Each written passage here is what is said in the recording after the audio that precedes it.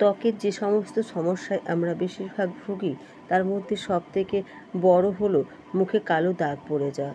মুখটা যতই ফর্সা হোক বা যতই মুখের আকৃতি সুশ্রী হোক না কেন, কিন্তু মুখে দাগ যদি পড়ে থাকে তাহলে কিন্তু দেখতে খুবই বিচ্ছিরি লাগে।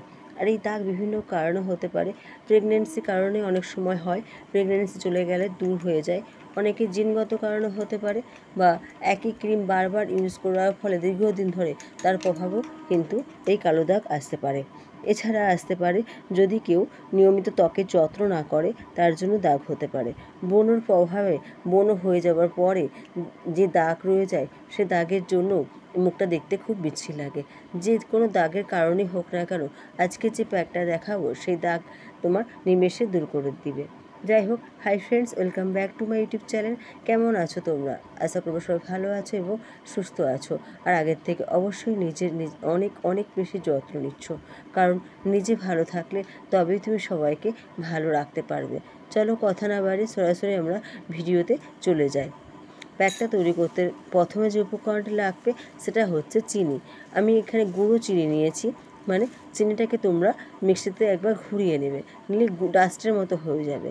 সেই চিনিটাই আমাদের লাগবে, কারণ দানা চিনি নিলে মুখে স্ক্র্যাচ পড়বার সম্ভাবনা থাকে, কিন্তু মুখটা যদি তোমরা গুঁড়ো চিনি ইউজ করো তাহলে কিন্তু এই সম্ভাবনা থাকে না। ত্বকের যত্নে চিনি ভীষণভাবে উপকারী। এটি প্রাকৃতিক স্ক্রাব হিসাবে কাজ করে থাকে। এছাড়া মৃত ত্বক অপসারণ করতে, ত্বককে উজ্জ্বল এবং মসৃণ করে তুলতে সাহায্য করে এই চিনি। ত্বককে ময়শ্চারাইজ করতেও সাহায্য করে থাকে এই চিনি।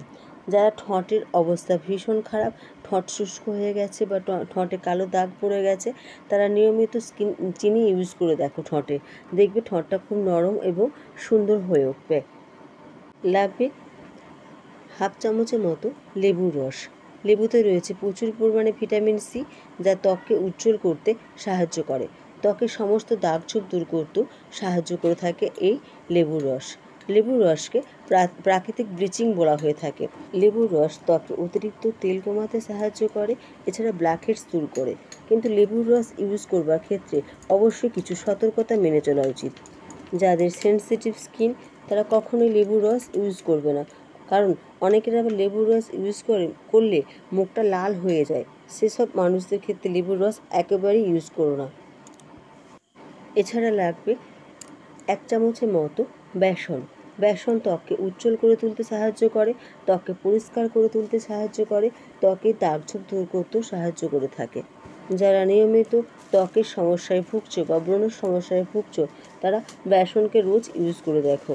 ত্বকের উজ্জ্বলতা বৃদ্ধির ক্ষেত্রে বেসনকে তোমরা ফেস ওয়াশ হিসাবেও ইউজ করতে পারো। একটুখানি বেসন নিয়ে তাতে একটু জল নিয়ে রোজ মুখে মেখে দেখো, দেখবে ত্বকের পরিবর্তন আসতে বাধ্য। সবশেষে যে উপকরণটা লাগবে সেটা হচ্ছে 2 চামচের মতো শ্যাম্পু। যে কোনো শ্যাম্পু তোমরা নিতে পারো, আমার কাছে যে শ্যাম্পুটা ছিল সেটাই নিলাম। এই শ্যাম্পু এই প্যাকটার সাথে মিশিয়ে নিতে হবে, নিলে একটা সুন্দর পেস্টের মতো তৈরি হয়ে যাবে। সমস্ত উপকরণ খুব ভালো করে মিশিয়ে নাও, যাতে একটুখানিও দানা না থাকে, একদম সুন্দর পেস্টের মতো তৈরি করে নাও। এবার এটাকে সারা মুখে লাগিয়ে নাও। লাগিয়ে নেবার পর তোমরা 10 মিনিটের মতো ইউজ করো। যখন এটা হালকা শুকিয়ে আসবে তখন হালকা গরম জল দিয়ে মুখটা ভালো করে ধুয়ে নিও। দেখবে সপ্তাহে 2 দিন ইউজ করো, দেখবে ত্বকটা অনেকটা সুন্দর হয়ে উঠছে। ফ্রেন্ডস, ভিডিওটা যদি ভালো লেগে থাকে তাহলে প্লিজ চ্যানেলটিকে সাবস্ক্রাইব করে দিও, ভিডিওতে লাইক এবং শেয়ার করে আমার পাশে থেকো, কারণ তোমাদের পাশে ছাড়া আমি কখনোই একটু এগাতে পারবো না। তাই তোমাদের পাশে থাকাটা অবশ্যই জরুরি।